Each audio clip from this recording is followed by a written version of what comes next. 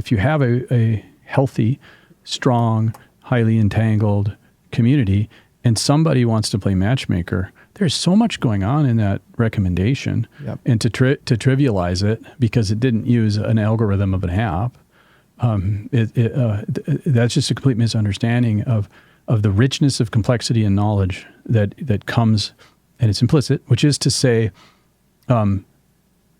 if you try to define it, you will reduce it to and miss a lot of its dimensionality. But it's real, and our lives are full of that implicit knowledge, and we make decisions based upon that implicit knowledge, which is to say, we're always running sort of future projected sims, whether we kind of know it or not.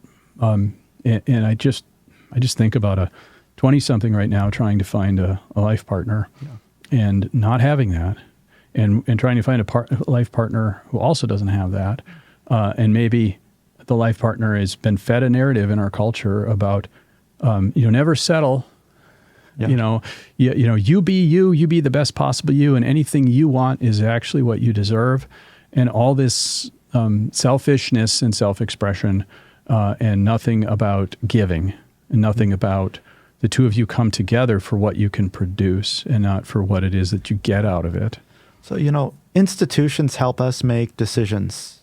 It's really difficult when everything is ambiguous to actually make good decisions. In fact, when we think about optimization in economics, optimization is only possible under extremely specific circumstances. We assert things like perfect knowledge, perfect information, infinite amount of competitors, but ambiguity breaks the ability to know precisely how valuable the thing. It shouldn't say ambiguity is purely problematic, but excessive ambiguity, let's say, really puts us in a situation where it's difficult to even know what's valuable. And within a relationship, it's difficult to trust, right? So there's tons of ambiguity. I don't know you, you don't know me. I don't know anything about your history, and vice versa. Can I trust you? Are you here for the next day, week, month, or year? If we get to a year and I start thinking about, and we start talking about serious things, are you going to tell me I have to start over, right? All of this is open question in the world where nobody knows anybody, and where you can discard your identity in a relationship and then move on to the next one. I have some similar work in a not on relationships but on blockchain, in terms of thinking about the problem of anonymity and identity. When you're not embedded in an infrastructure that knows who you are, right? You can develop a relationship, and as long as you can discard that relationship and move on to the next one, there's strong incentive to discard for present gain and then start over again. Whereas if you're in a relationship and you hurt this person after a year and you're saying you're not serious within the community, everybody's going to know real fast that that's the game that you're playing. And you can't run away from who you are. You cannot engage in persistent opportunism that's harming other individuals. But the nice thing is, if you're in community, since that incentive's there and you're operating with somebody else who's subject to that incentive, you also have less reason to think that they're going to act purely as a pure opportunist. I'm Todd Pringle, and this is the Crosswinds Institute podcast. My guest is James Caton, Assistant Professor of Economics at North Dakota State University and scholar at the Challey Institute.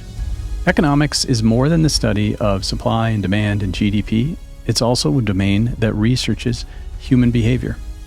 Professor Caton and I explore the interplay between individuals and the communities they live in. How can we foster human flourishing in a culture that seems increasingly focused on the self and self-expression in an imbalanced way? How is this imbalance potentially eroding the mutual trust and shared perspectives that we need to drive healthy communities and vibrant economies?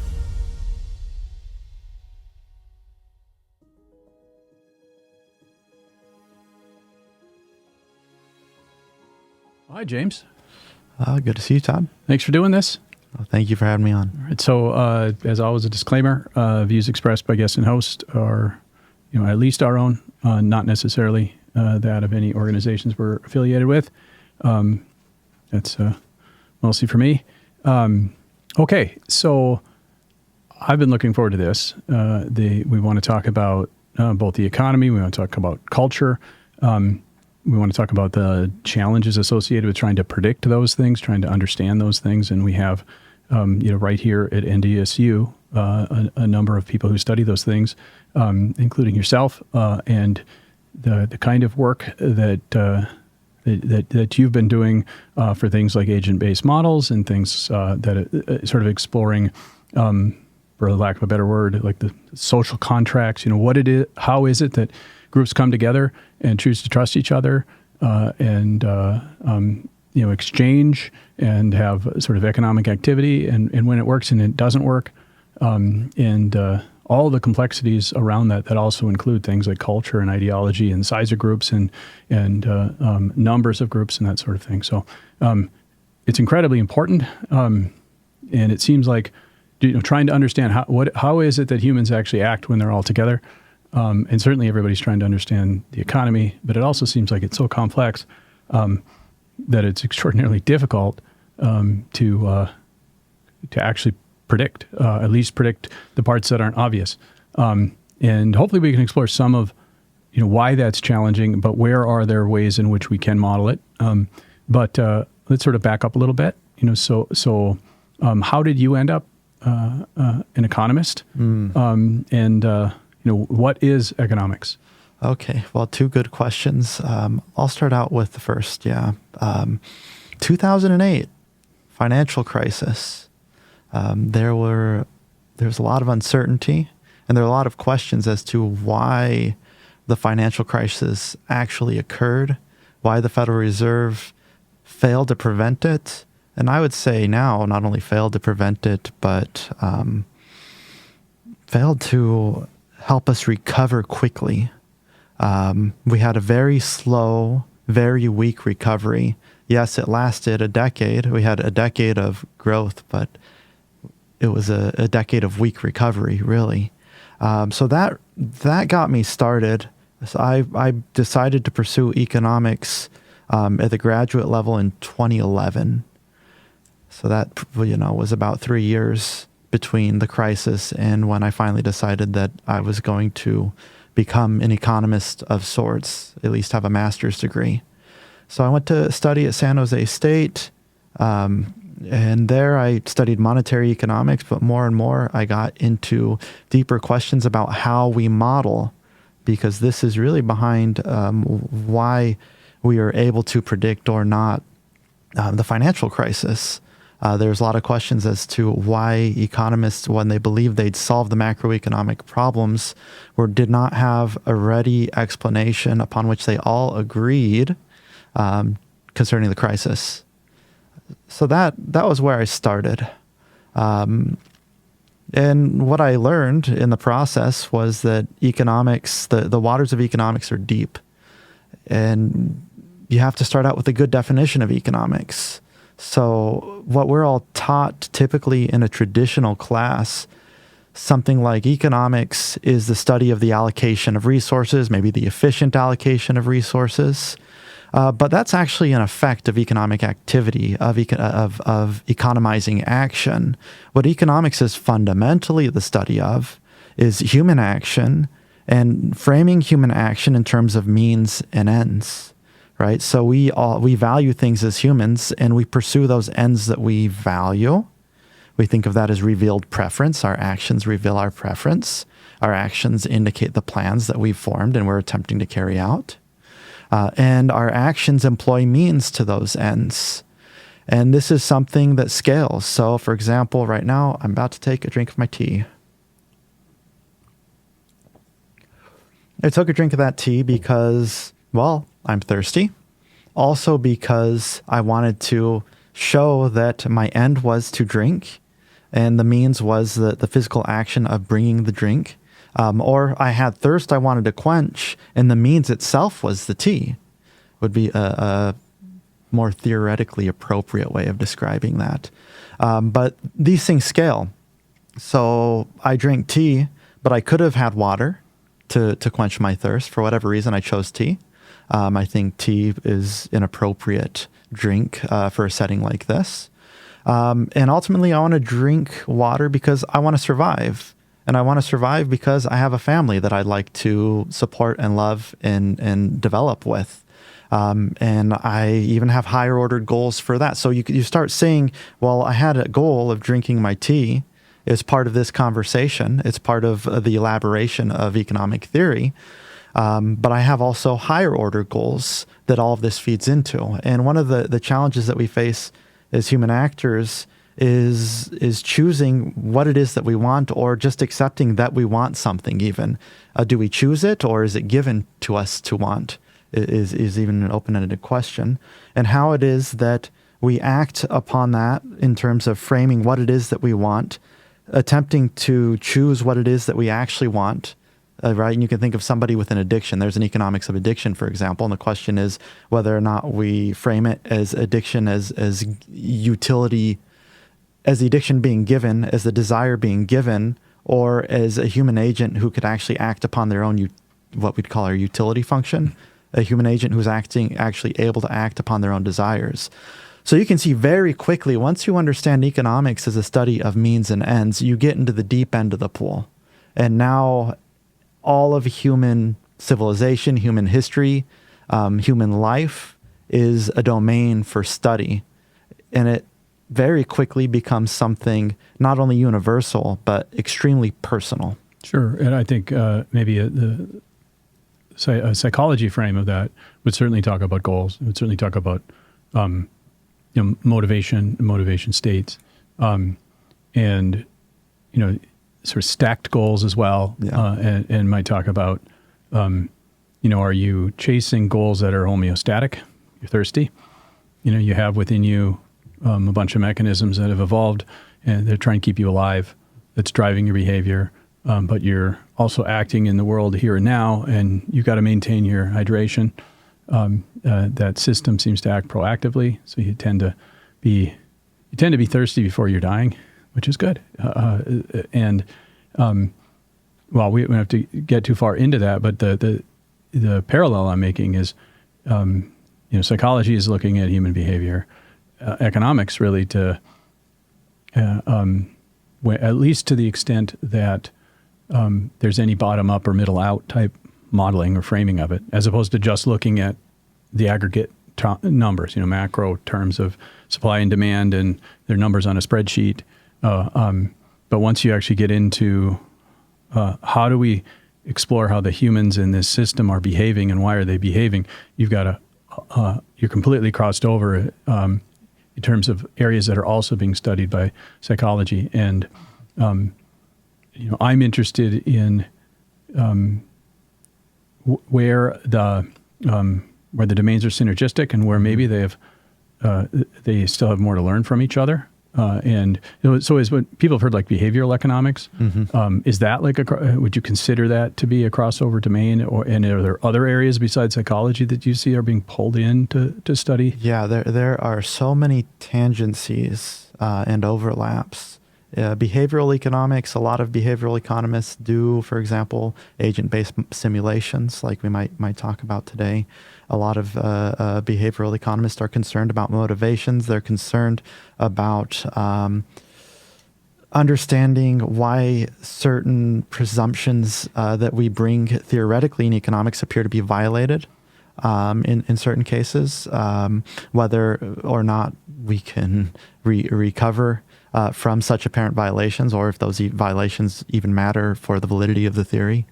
But I think, I want to point out, because while there is similarity, there's a distinction in economics, which is when we go from the individual, it's not just an individual we're concerned about, but we're concerned about many individuals interacting. And we're concerned about plan formation. So, for example, suppose that there was only one cup, and we had to decide how we were going to use this cup because both of us are thirsty, and we need to quench our thirst. Maybe one of us is more thirsty than the other one. So now we're going to have to coordinate our plans around the one cup.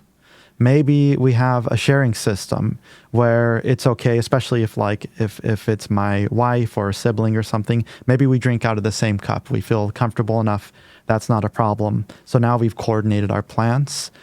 Maybe we decide, you seem very thirsty and I'm not terribly thirsty, so I'm happy to allow you to have that cup. And there may be different motivations. It could just simply be that I was raised with an ethic that I should let the other person have something, especially if I don't need it. Maybe there's sort of not a quid pro quo, but an expectation of future cooperation. That may motivate any number of reasons. But what matters fundamentally is we need to coordinate our plans. It's easy to do with two individuals. It gets a lot more difficult if there's 10 or 100 or 1,000. And this is where economic theory is very helpful, because we ask questions: how do 1,000 or 1,000,000 agents, persons, engage in economic activity with plans that are conflicting? We all have plans. And if we took all of our plans from the very first moment that we form plans, we would find that very likely those plans don't conform.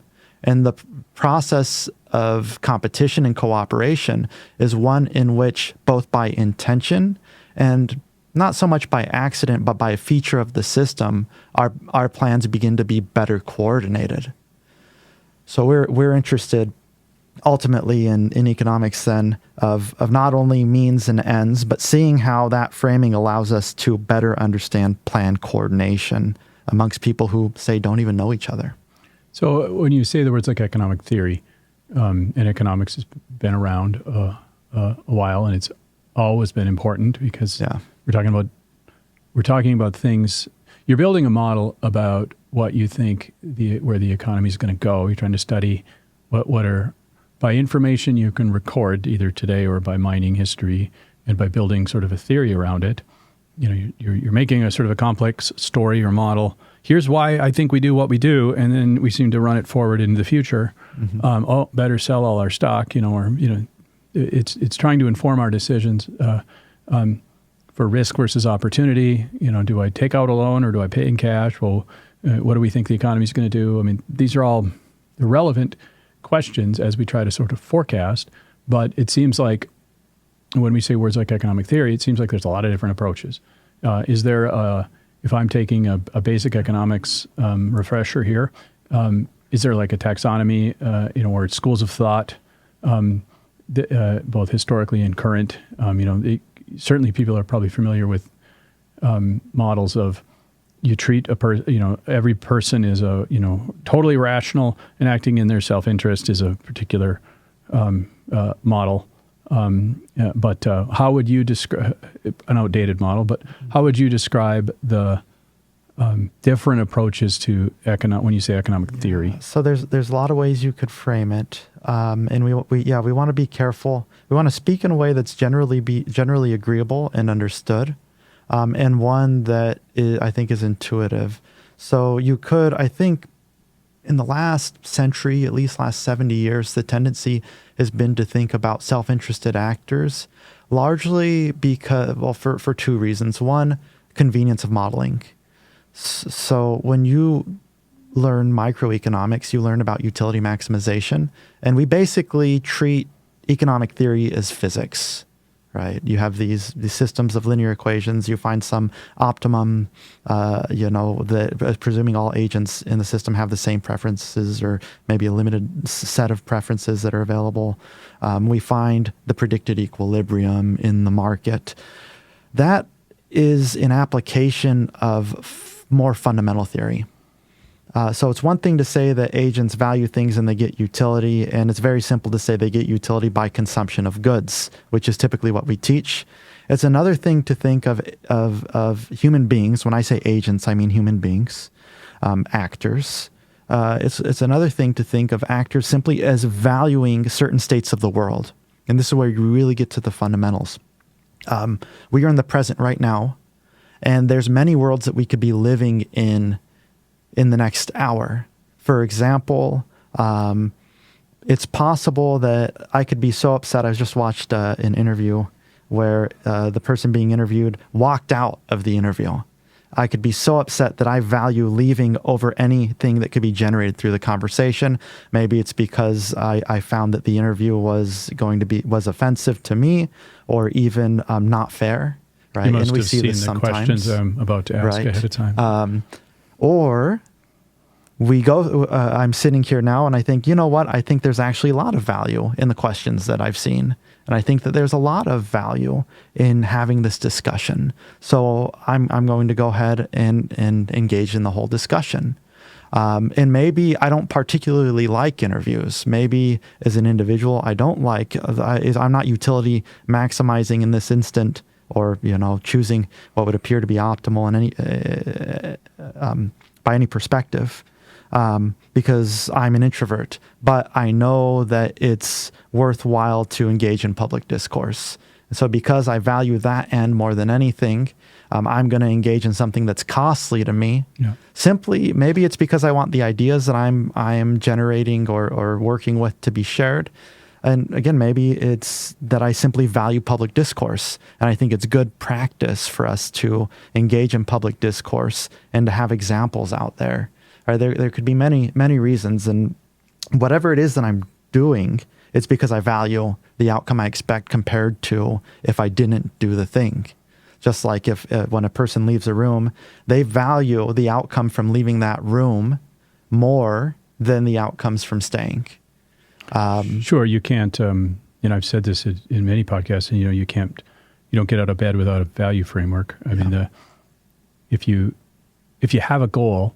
To some extent, you've aligned, chosen, locked in that goal over theoretically an infinite number of goals. Why did you pick one? And there's some saliency to it. There's a value framework. It could be something as fundamental as, well, if you don't get water, you're going to die of thirst. But economic activity, we're humans, talking apes. We're full of these cultural constructions that include things like the future. We all live to a certain extent, projected into the future. Whether that future is, how is this podcast going to go, or should I take a 30-year mortgage or a 10-year mortgage? We extend ourselves out into a future horizon, and so all the time we're living in sort of like a model of the world that includes where we think we are now, mm-hmm. but also has this running dynamic simulation of where we think it's going. And it strikes me that economics and psychology are really human behavior, trying to model human behavior, and maybe applying different frameworks for it, and maybe focusing or caring about the aggregate different aggregate outcomes, like what drives good economic activity, versus say what makes a healthy, happy person. But you're still coming back to how is it that people interact, and what's going on in our heads right now, and how does that drive behavior? Mm-hmm. But from an economic standpoint, you're trying to figure out how people make decisions, and how they use resources, how they use their time, and how they're interacting with each other. I mean, are there other fundamental ways in which you describe how economics focuses on human behavior that maybe is different than maybe how psychology would look at it? I think it's helpful to identify a fundamental tension that really drove me as an economist as I knew that I would become an economist, and there were these fundamental questions I was concerned about, and I got to a certain point in my graduate studies about a year in, and I recognized the value in the critique that Homo economicus is a sociopath. Okay. Or in other words, there's this rendition of economics that falls along the lines of greed is good, that selfishness is a virtue, and some people really run with that. And maybe sometimes it's because what they mean by selfishness is something else than what another person means. But I think at the core of a lot of these discussions is that we're treating humans as being atomistic and not living in community, not having things other than markets. And so you can see, for example, I think a lot of times people early in their development, they'll like authors, for example, like Ayn Rand, who wrote The Virtue of Selfishness. and I spent a lot of time with Ayn Rand in my early development as an intellectual. At some point, you have to start asking the question, what does it look like if you engage in friendships and relationships the way that Ayn Rand viewed them? Well, I noticed it was very conflict-inducing. If you look at her history, then this isn't to judge the ideas of the person per se, right? There's the person, there's the values that they project to the world. But I noticed there was a lot of conflict and a lot of tension within the community that developed around Ayn Rand. For sure. Yeah. And also that the community was very much about her, maybe about the ideas too. But that there seemed something unnatural to me about promoting pure self-interest in relationships, even to the extent that I treat you well. It's only because I think it's a good thing for me to treat you well. Right. And maybe for context, I went to the Soviet Union in 1990. Yeah, the year before it broke up, the year after the Berlin Wall fell, and the year before the Soviet Union broke up. So a very interesting time to be there. And one of the things that spending a few weeks in the Soviet Union did to me was make me a diehard capitalist. Okay, right. I mean, yeah. I saw the brutal architecture and the diminishment. 70 years of authoritarian repression and what it did to otherwise very intelligent, motivated people. And I got into Ayn Rand and spent a little bit of time down that rabbit hole. And it is something that, I mean, Ayn Rand gets disparaged, certainly by the left. Mm-hmm. But I mean, it's almost like it is there's a certain rite of passage to Ayn Rand as a perhaps a conservative pathway to understanding economics, that you go through it, and very few people stay there.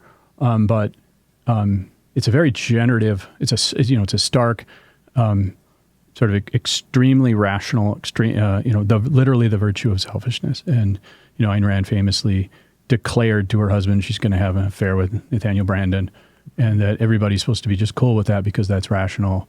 Famously, prior to like a Sam Harris or a Dawkins or the New Atheists, famously sort of declared that reason alone can produce a value framework, mm-hmm. And declared altruism as an evil. It's a very regimented, reduced view of people, and if she'd have had children, in the multiverse somewhere, is there an Ayn Rand who had kids and felt, that's your soul out there. You get horcruxed mm-hmm. when you have kids. It completely changes your notion of mm-hmm. of sacrifice and selfishness, and that's really missing in her canon. I don't know if that's the right term for it, but that the notion of everybody is rational. Or at least the appropriate way to behave is with pure reason, and to act act selfishly for your values is itself a good. I mean, that's kind of that whole to not cartoonify it too much. But you're saying you also spent a certain amount of time in your youth, processing that sort of alternative view,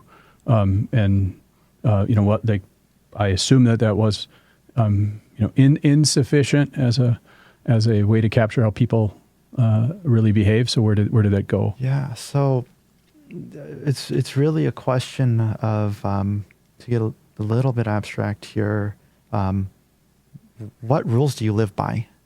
Okay. And if you're purely self-interested, it's not clear. And Ayn Rand struggled to answer this question. Right? She has work on ethics. Mm-hmm.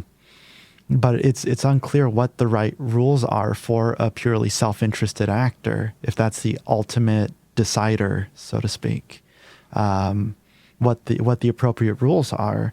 And of course, moral rules are things that we collectively develop. Actually, it's very difficult to think about morality from a thoroughly individualistic view. Right. You have to be a methodological individualist to understand that, or in other words, understand that groups are made of individuals, made of people. But those people who are part of the groups, especially if they identify with the group, they see value in their membership in the community, and they even think of that membership itself as being of a value that isn't something you simply sacrifice because it's too high of a cost, right? This is why in history we do see martyrs of different sorts. They believe so much in the I don't want to belittle it by calling it narrative. So when I say narrative, I mean that in its fullness. Right. Right. So everything that they believe to be true or real, let's assume that it is when I say that. People in the world that they live in, the narrative, the shared social world that they're living in, they're willing to die for all of that because they think that their neighbor is that important. They think that their God is that important. So I think from psychology, one of the frameworks that I think would be good at describing this is agency and communion. And sort of the trade space that might exist between that. But both of them seem to be very fundamental. Like we are agents in the world. We're full of systems designed to preserve ourselves as atomistic individuals. Within that are also subsystems designed to preserve like our organs and our cells, and it's sort of systems preserving themselves all the way down kind of thing. But at the same time, the group seems like it's a larger organism, and it seems like the at least within in groups inside conspecifics, which is to say, within a species, you've got whether it's a familial group or your baboon troop or whatever, we certainly seem to have a self-sacrificial tendency. But even that term self-sacrificial implies that the self is of value, and that doing something that is threatening or diminishing of the self is worthy of pointing out. So it's within it, the self still has a value in that definition. I'm kind of getting pedantic here. But that agency-communion trade-off seems like an understanding that and seeing that as a fundamental thing. It seems like Ayn Rand's blind spot, big time. And it also seems like, if we want to pick maybe Marx as an antithesis, I don't know how fair that is dimensionally, but if you want to say die-hard communism, which seems to be the group over self, and an Ayn Rand type view of how we ought to behave, of the self over the group, and that all things are best when you live one way or the other within that value framework. One thing that's interesting to me is, can you study economics? Can you build a sort of a view of how humans are and why they're doing what they're doing in a way that's without something that could be mapped as an ideology between those two poles, or the blending of the two? It seems like you have to bring in a value framework in order to have motivated states for your agents to figure out what they're going to do. Yeah. And then if you're trying to, as an economist, if you're trying to bring understanding that lets us make better decisions so humans can flourish better, you have certain goals, and it seems like the values are inescapable. Yeah. Anyway, what were your thoughts? So it struck me, I think, summing up my journey. Where did I end up? Well, I would say in recent years, I recognized that Smithian economics was a development from Machiavellianism. And that may seem a surprise. I think a lot of people, when they hear that, they're surprised. I had this insight just from reading, thinking, experiencing, and lo and behold, I found I wasn't the only one who was interested in this problem. So Machiavellianism in the sense that sort of like a very much hyper-practical, quasi-sociopathic, you do what you need to do to get what you're trying to get at within human groups. So we live in the age of Machiavelli. Before Machiavelli, if you advertised that you were self-interested, and he used the term necessity, you act out of necessity, or in other words, you have an end, you need to achieve it, and there are things that you need to do to achieve it. A few eggs might be broken to make an omelet, to use. And you're saying that Adam Smith is still carrying. It still appears to be derived from that view. Adam Smith is attempting to recover from that. Okay. But he never really escapes it. Sure. So for people that are forgetting their economics, Adam Smith, you would 100,000 foot view of what his view is. Yeah. So, well, I want to start with Machiavelli, Sure. and then I can show how Smith is the same, not the same, but operating as part of the same conversation. And so Machiavelli brings self-interest to analysis. He's not exactly a theorist. He sees himself as a guide for practitioners. Right. But this is radical because before that point, there existed this sort of monopoly on knowledge that the Catholic Church was claiming, and I'm thinking in Western Europe at the time. And all things had to at least claim to be participating in what you'd call divine economy, or in other words, manifestation of the ends of the divine, of the kingdom of God. Okay, so everything's under that, and the church is God's representative here on earth, and the hierarchy in the church is governing to that end. So any narrative that you promulgate about how people ought to act, any advice you give, so to speak, had better be aligned with what the church is saying. At that time, before the Reformation. Yep. Right? And so there was this ideological monopoly that existed across Western Europe. And notice Machiavelli, you think of the Enlightenment, think of the Reformation, and think of Machiavelli as all kind of happening in this bundle, this common milieu. And now suddenly the tables are turned. We lose that monopoly, and not only do we lose that monopoly on ideology that was held by the church, but we begin getting, therefore, innovations in framing, ironically coming from Catholic Italy.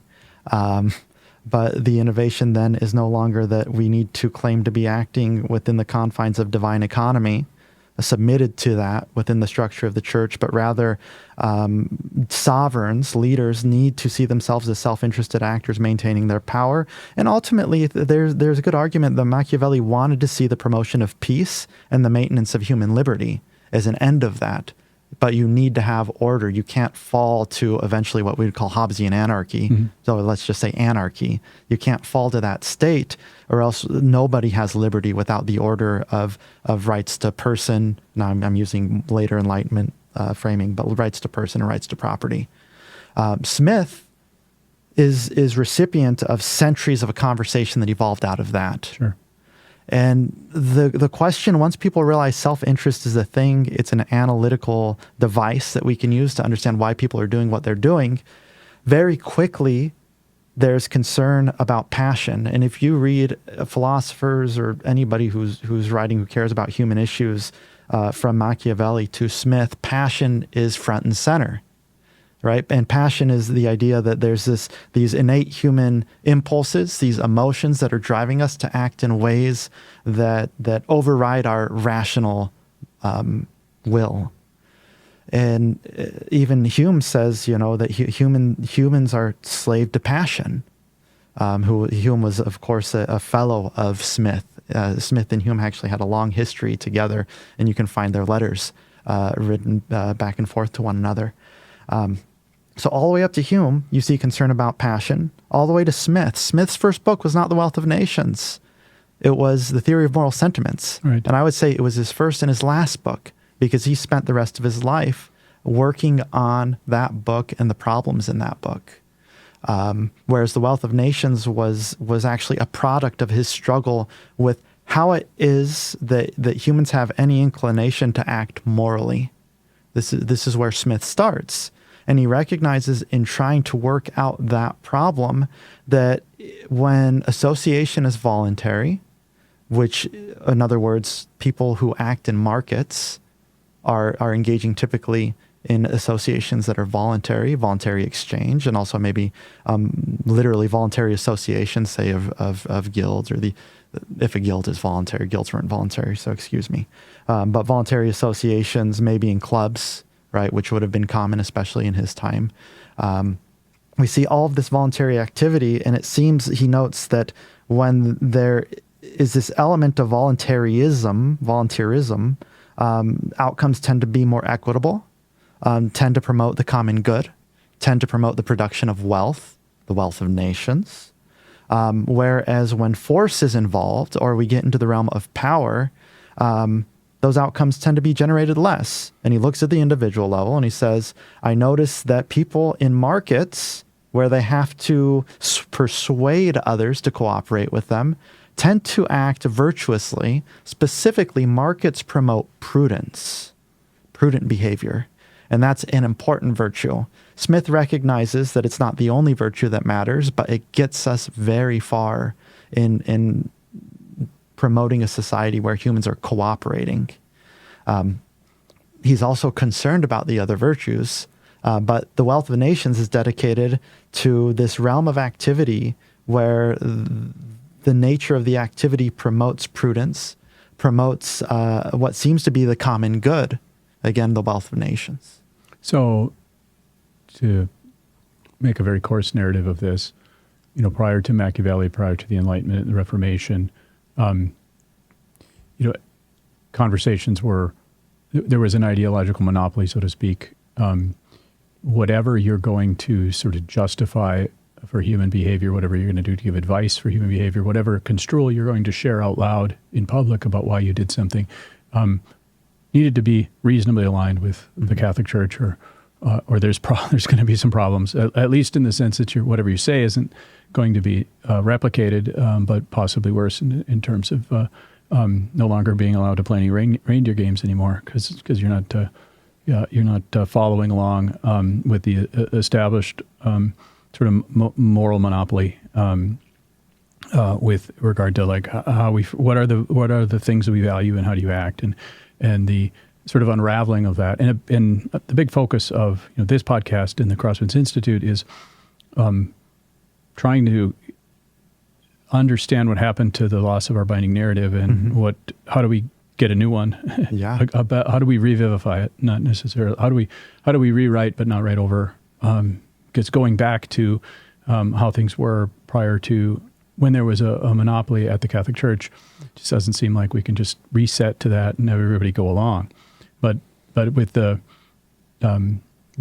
sort of unraveling of that as a moral monopoly and the sort of practical, rational view, quasi-sociopathic, do what you need to do to get by, Machiavellian kind of narrative, that's so bereft of it's like all agency and no communion to an extent.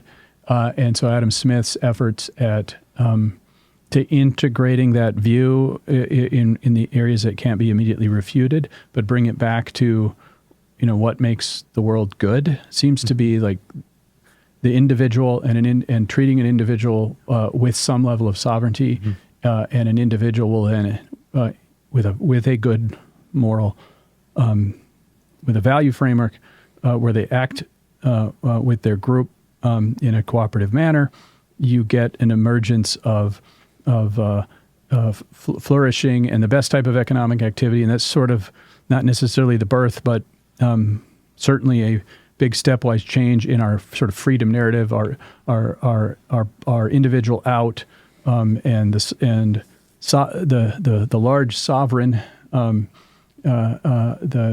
Hobbesian view inverted to the sovereignty at the individual level with freedom is what's going to get us where we need to be. And the founders of I'm grossly overcharacterized, but our founders of the United States were heavily influenced by Smith, right? Yes. We're living in the world of Locke and Smith, who were in conversation with Hobbes. And so let's actually break some of this down, why we ended up here.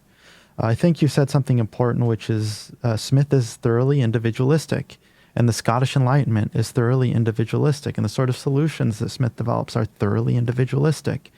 So Smith, there's a lot of tension about where Smith stood as a religious man, if he was a religious man at all. But one theme you see throughout his writings is skepticism toward the political order that was ordered, the medieval political order that had reigning over it, basically the Pope as the sovereign of Europe. There was, especially in England and Scotland at this time, there was a lot of concern about that. That was a Protestant world, mind you.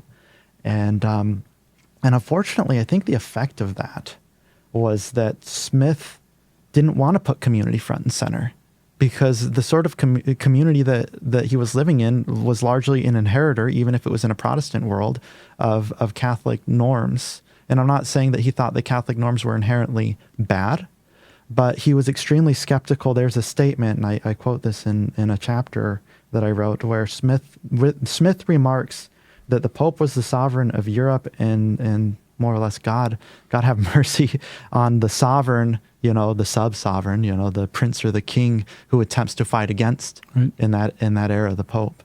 And so there was this tremendous skepticism, and note that this is also Scotland. This is an era of the age of Masonic lodges, which are part of that political conversation. But unfortunately, what it seems to do is focus analysis probably too much only on the individual and not think about where else morals can come from. Smith then created what some call the invisible hand theory of morals. And so he had this idea that we all have sort of communion with this universal force through our heart. And there's this entity he refers to called the impartial spectator, which communicates through our heart, which if we are sensitive to our heart, we can be in communion with. Like our conscience. Yeah, conscience. It looks a lot like the Holy Spirit. And that makes sense given the age in which he was operating. But it's thoroughly individualistic. It's only not individualistic in the sense that Smith says we want approval of our fellow man. So there are these two mechanisms operating. One is we're in direct conversation with this universal force. And then two, since we're all engaged in that and we all want to have some level of approval amongst one another, that seems to be sufficient to make us act morally, to be truly moral agents that are concerned more about than just self-interest. I think it's really nice in a lot of respects because you want to get as much as you can analytically out of individualism. But don't put the roof there, right? I don't just interact with you and just interact with another person. All of my relations are not bilateral. I'm interacting with you within the context of a community, as an employee of NDSU, as a member amongst my friends group, as a communing member of a church, right? And so this conversation has context, and the morality that we're discussing publicly is part of that context, and also the morality that we experience privately, to the extent that there is such a distinction, is part of that context.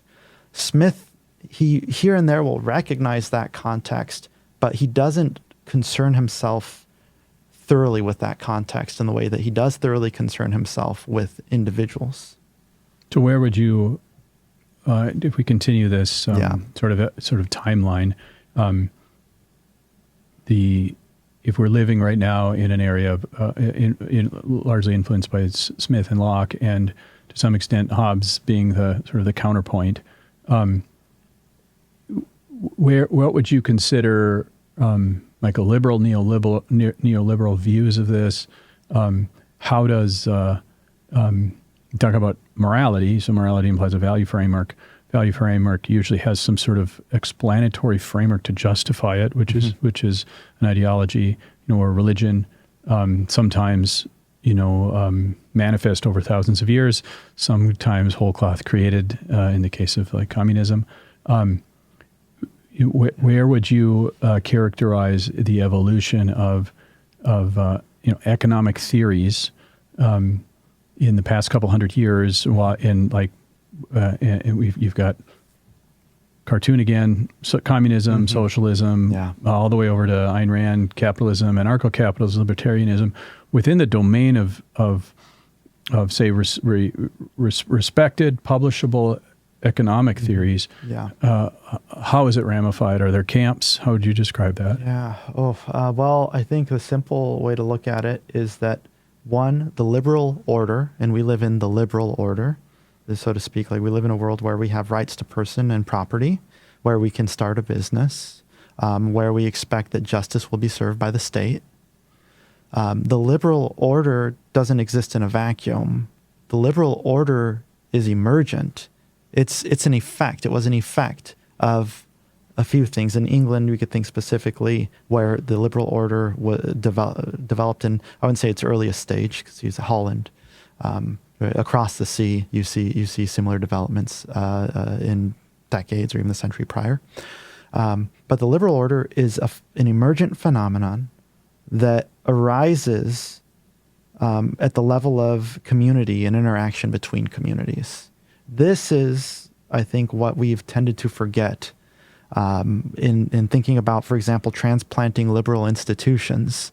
You run into great difficulties if you want to try to bring property rights and the rule of law from the ether to another society without some sort of intermediation. So, for example, there are some small states, what you could think of as tribal societies in the Middle East, that had just basically hired British judges to develop a system of business law, but they maintain their civic law, and they maintained a lot of their original social ordering in that system, and that seems to work.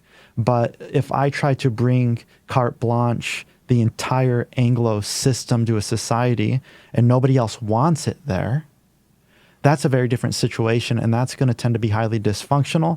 That's also going to tend to be a situation where the incentives are not in favor of the locals, but are in favor of the outsiders who are attempting to bring the system, say the IMF or whoever it is, whatever major agency that's doing that. And this is something that increasingly has been recognized in the literature.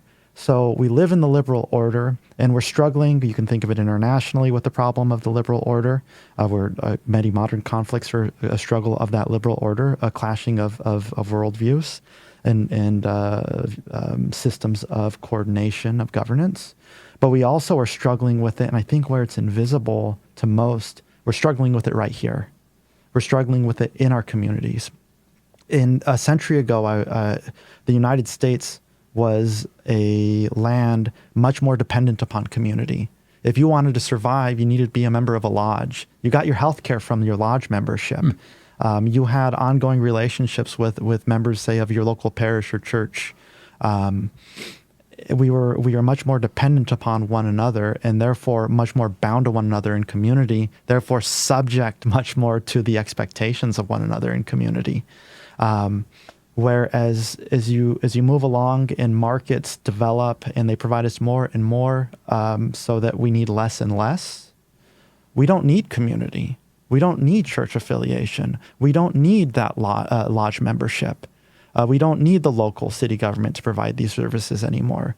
And now the what seems to be good things from markets and maybe good things from higher levels of governance have actually begun to weaken the bonds of community.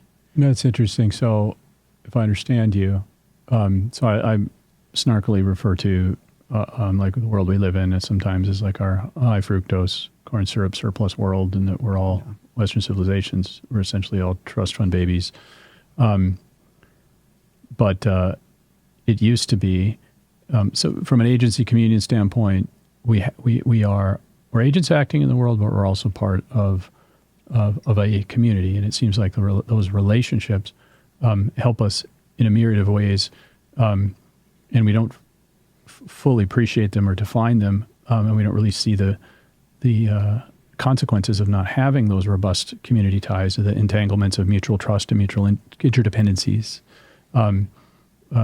We don't realize how important they are until they go away. And what I'm hearing you say is, it used to be in America that, just to get by and survive and for your family to prosper, you had to engage at a local level, at a community level, in a trusted, I know these people, they know my faces, I have a reputation, whether that is your church group or a business group. Your bankers maybe not only knew you, but if they've just met you, they could talk to somebody that's known you. And if you wanted to, you wanted meat, you had to have a relationship with a butcher, or you had to have livestock on your own. We always had these human interactions with people that we knew, and we naturally developed not only interdependency, but a trust and a sense of community. Maybe it entangled the different layers. This is my church group. This is my whatever. But you had all those bonds. And as modernity produced more and more goods, so to speak, and economics of scale and divisions of labor, and the various stages of semi-globalization that's happened, we got to where we could get more and more of what we needed without having to have those as many of those trusted local ties. And so we had a fraying of those local ties because it wasn't needed, and we didn't really know that we needed them for other things. And here we are today, where all of our goods come from wherever. Everything's commodified, everything's turned into a process, and we're bereft of those local ties. And so what do I become Machiavellian? Do I become, an agent in my own life acting selfishly? And is my value framework, is my morality becoming this abstraction that I no longer really embody and feel with the people in my community because I've lost those relationships? So I no longer, my social contract is changed, and how I behave is different. And so my freedom, so to speak, sort of from whether it's Adam Smith or other people wrestling with maximizing agency, but with self-accountability, if you're going to be maximally free in the world, you need to have a moral frame that makes you act in a way that's synergistic with your community.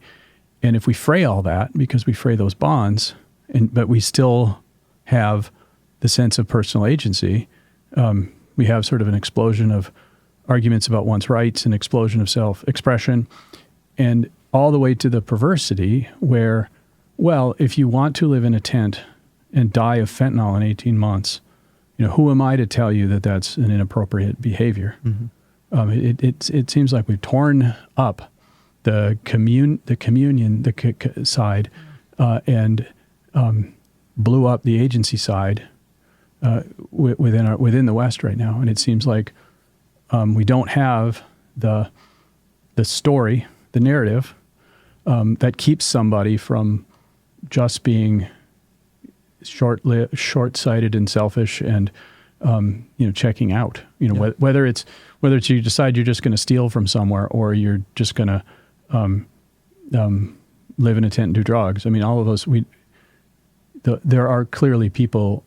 There's a mother for every one of those people. That loves them and is trying to talk them out of it, and is trying to get them home and all those things. And there's millions of tragedies happening, but it seems like we lost the social fabric that would have long ago stopped the whatever progression of behavior that ultimately led to that pathology. You understand what I mean? I think we ended up living in the world that Smith emphasized of the individual, of exchange, of bilateral relations, and of the state, because Smith was concerned about the state. And in the liberal order, then we have that illusion precisely of what you're talking about. I can do anything that's legal, and everything else is okay. We don't have a sense that others might have a right, especially those close to me in any way in the community, if I'm involved in even such a community, that others have any right whatsoever to engage in conversation with me about my position and my actions. And I think that's extremely challenging to even bring that forward as a hypothesis, because in the modern conversation, again, that tends to be elevated to the highest level, right? Whereas there's the principle of subsidiarity, which is that problems should be dealt with at the lowest possible social level. And in a world where we automatically escalate to something being discussion in a presidential debate, maybe we stop imagining solutions because we can't even see that they're possible, because we're not engaged in these communities where there is nobody there to say, hey, I saw your son hanging out on the corner, and I know that people use needles on that corner. Rather, you have no idea because you work an hour away and you don't have any friends who are watching out for you. Right, and the last thing you want to do is chastise somebody else's kid now. Where it used to be, it was expected as an adult if there's neighbor kids running around and they're doing things that everybody knows they don't want to be doing, and you temporarily sort of take on a parental countenance and yell at them. That used to be the mom or the dad would be, oh, I'm so sorry they were doing that. Thank you so much for correcting those little buggers. But we're so far from that.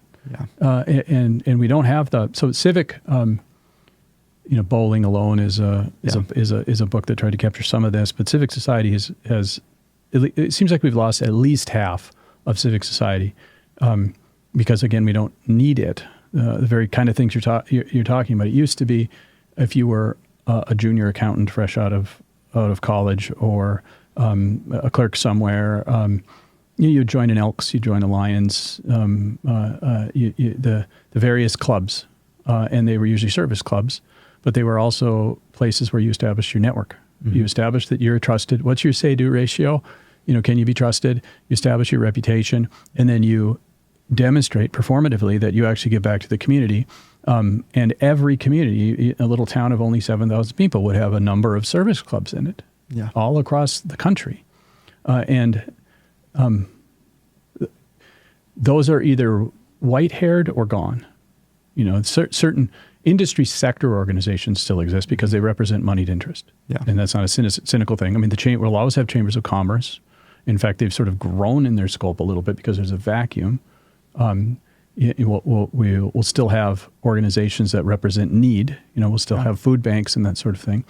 But it seems like we have lost that local engagement and that local bound community where we actually took care of things. And the best conceptualization I like around rights is in terms of a healthy view is that a right should be the thing that's paired with the responsibility that you're supposed to do, and a negative rights kind of view in the sense that we are trying to constrain government from taking away this right of yours. Yeah. That's because as a moral individual in society, by keeping the government out of your ability to speak or your ability to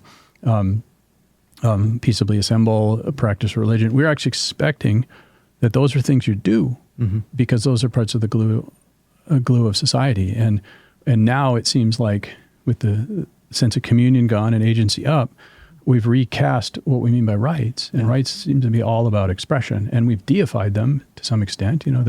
That you ought, that if you're prevented from, expressing whatever it is you want to express, being whoever you want to be as a island individual, we treat that at the same moral level that rights used to be, when rights used to be the thing the thing that kept government away from your responsibility, because to be in a free society, you have to actually act morally. Yeah.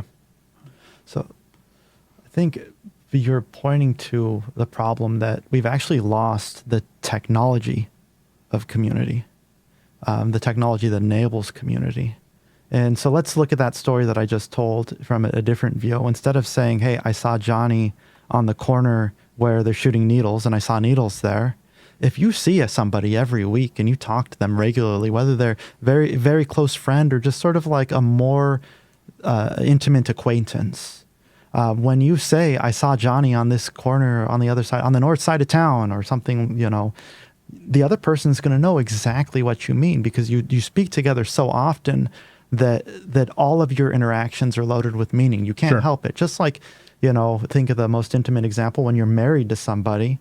Hopefully within 5 to 10 years of being married to them, you have an interpretive frame of just about every single action or response that they could have. You have an implicit richness to who we are, where we've been from, what do we mean by things, and the actual words that we exchange. The explicit nature is a compression of that assumes all of those shared perspectives. Yes.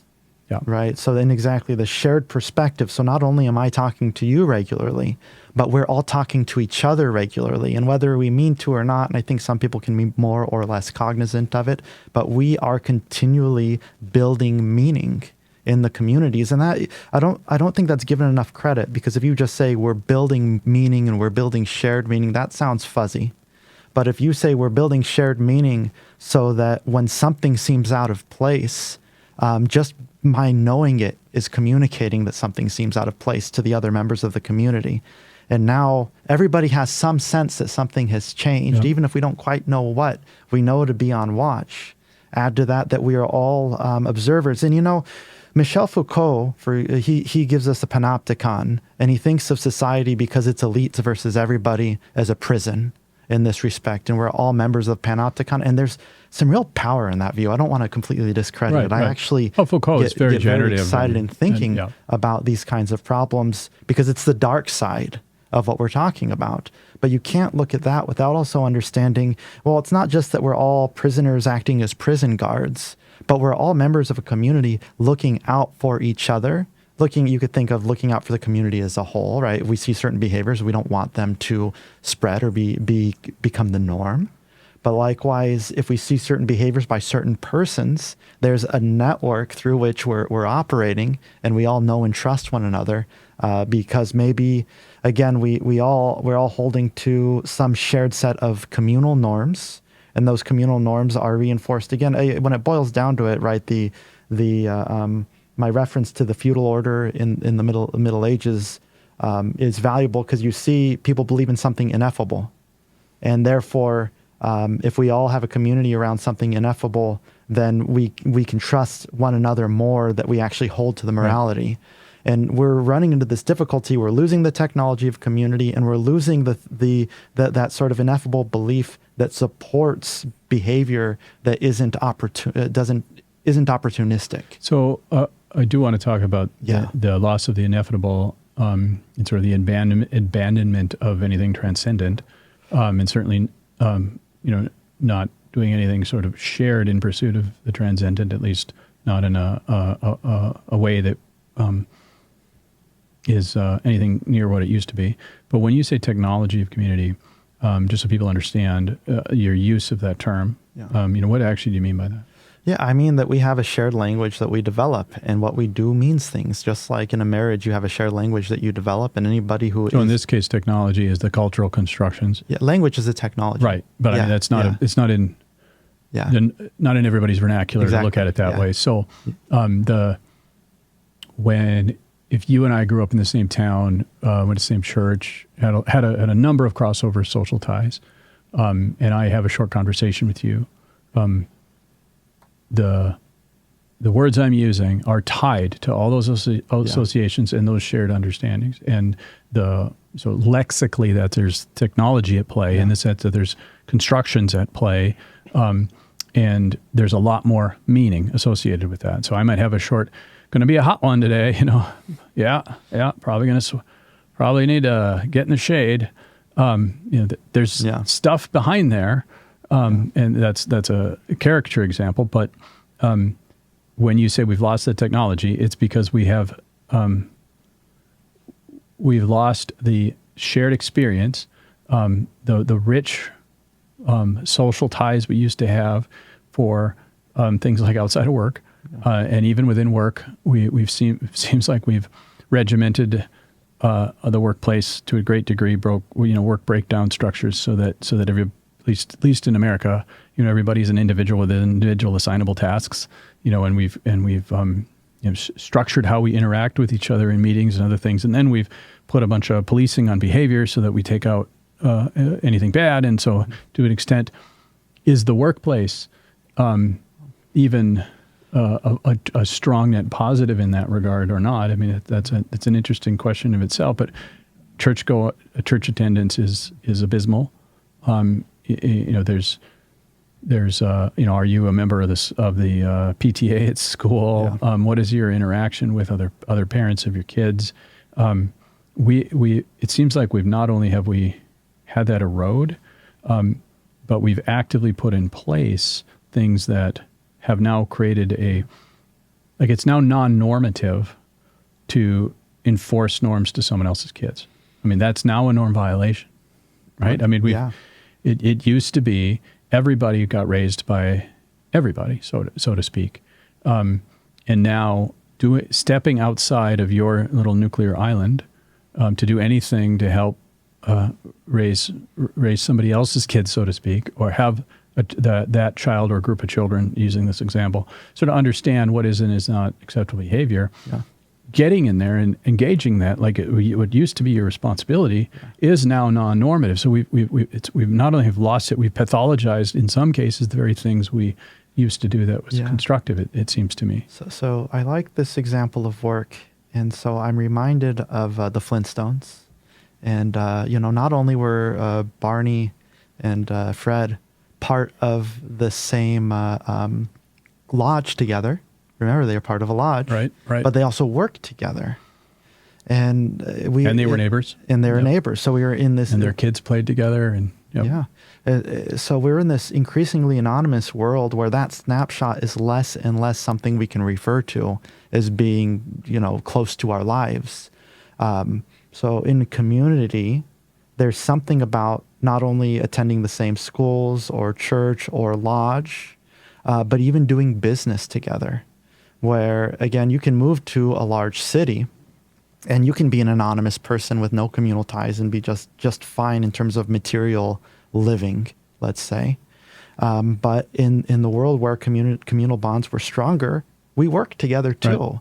And so that even if you worked in a place that feels more on the atomistic side, the people that you see at work are also going to be the people that you see on the weekend when you're not working, or after work in the evenings when you're not working.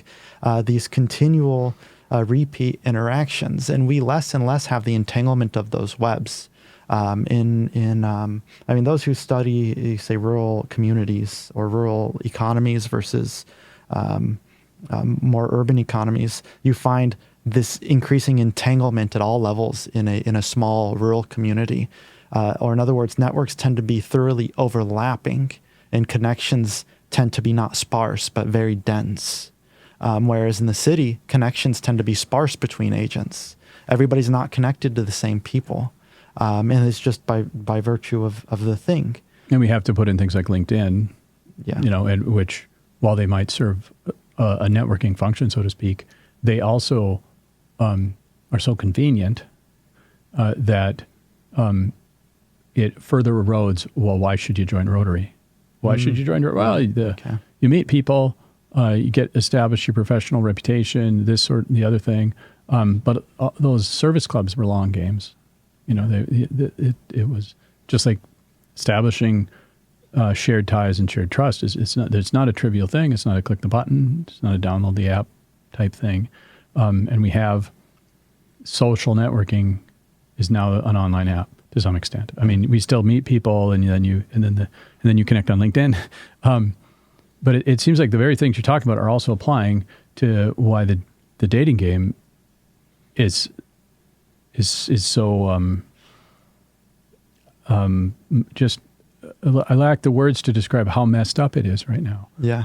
Where if you look at where people meet each other now, and how much of it is now online, and how online is such a asymmetric sort of perversity of the way the sort of the mating dance used to go, and we don't have the ties that used to help young people find each other through that broader network, and families of families, and or you knew each other from church, you knew each other from these organizations. So it's like if you make it out of high school and you haven't found your partner, because there's at least something to the proximate, everybody's in high school together and it's a shared experience, that's at least something.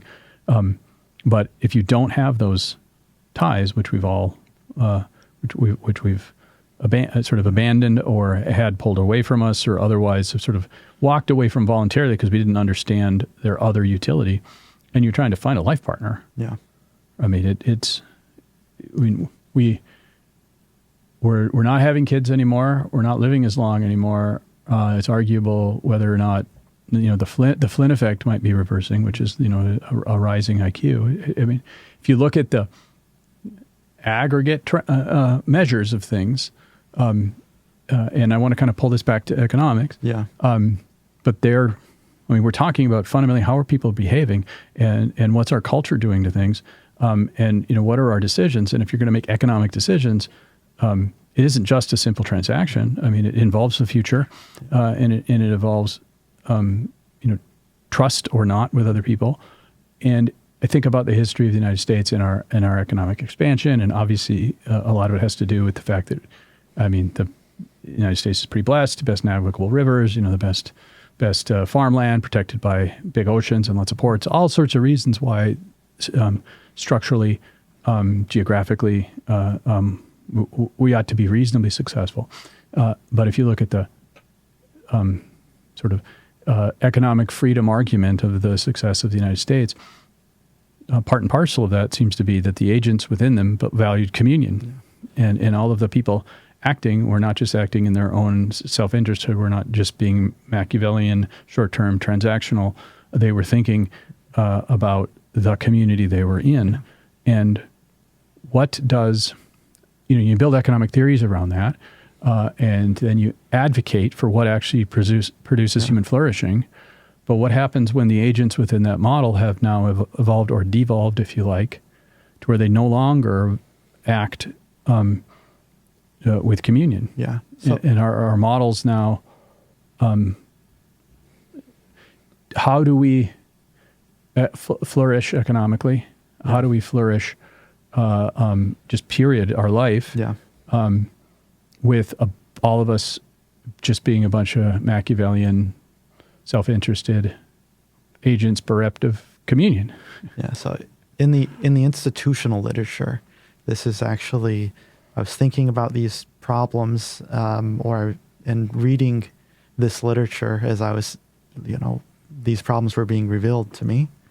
And what you find in the institutional literature is recognition that institutions imply a position. Not everybody's equal in the institution because you have roles. Just like when you say institutional literature, you mean the literature that's studying organizations of people and how they're behaving within. Like when you say institution. Yeah. So I'll just be poignant here. There's an article by John Searle called "What is an Institution," okay, which encapsulates a lot of what he contributed in his earlier work, I think, quite well. And he identifies that there are in institutions you have roles. And your roles have certain benefits and certain duties, obligations, and the institutions themselves enable collective intentionality, right? Shared intention.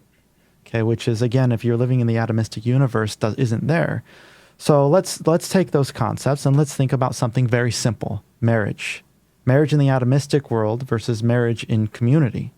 Those look like different things. And again, I'm not here. You don't have to make an argument about ought, but we can recognize simply that the different background, the different context is going to change the meaning of a marriage.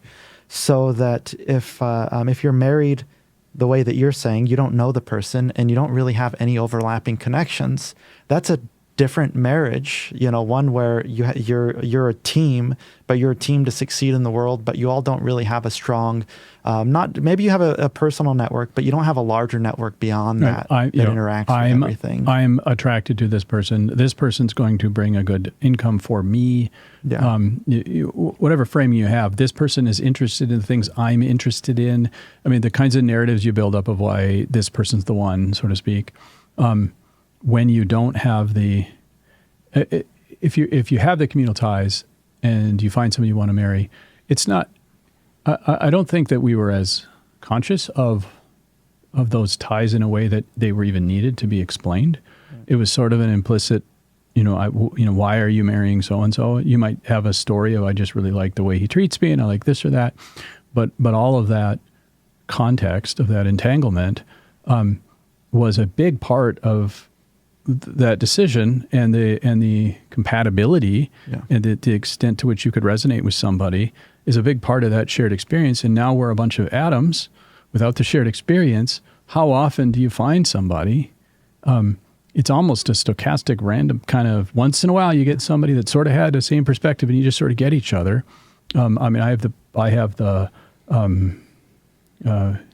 blessed in my opinion because I married to high school sweetheart, and I've known her since I was 12, and we came from the same town, and we have a lot of crossed over ties, and there's so much implicit shared knowledge there, and so much shared perspective that acts as scaffolding for all the the stupid crap you go through in a marriage, and if you don't have that, and you don't even have anything, you don't even have your own deep scaffolding. Because you've lost your own sense of community, which sometimes two people come from two different communities, but they're both strong. At least they've got some you could argue some resilience and certain amount of give and take to try to understand each other's community. But if we're all just a bunch of selfish islands, we're going to be highly medicated, anxious, furtive meerkats, which does seem to be what people in the West are looking like right now.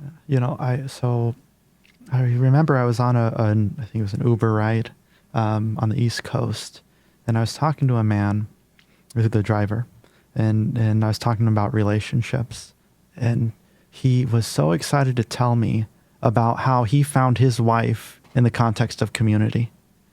And so the story he told me was basically through confession, his priest kind of acted as a matchmaker with his wife, right? And that's something that seems radical. Like, to say that out loud, I think that's probably something people hear that and will be taken aback. Like, that seems strange. But I think it's such a nice picture of actually marriage and community, because look, you already have a buy-in. Your matchmaker isn't somebody you paid; it's somebody that you trust to begin with. Right. It's somebody of a figure of central importance in the community. And it was entangled with your life, but not just now. It was expected to be entangled with your life moving forward. Yeah. Who is actually keeping in mind not just you and your immediate happiness or whatever, is thinking about your life all the way forward. And that's contextualized by all the other ties that person has. Yeah. And the value of implicit knowledge and the value of social ties, and the things that, when we have a lot of important social ties and we're trusted members of a group, and we have in each one of our networks, if they're robust and stable and functional, we've got some sort of niche. We get economic niches, but we also have within friend groups and other things.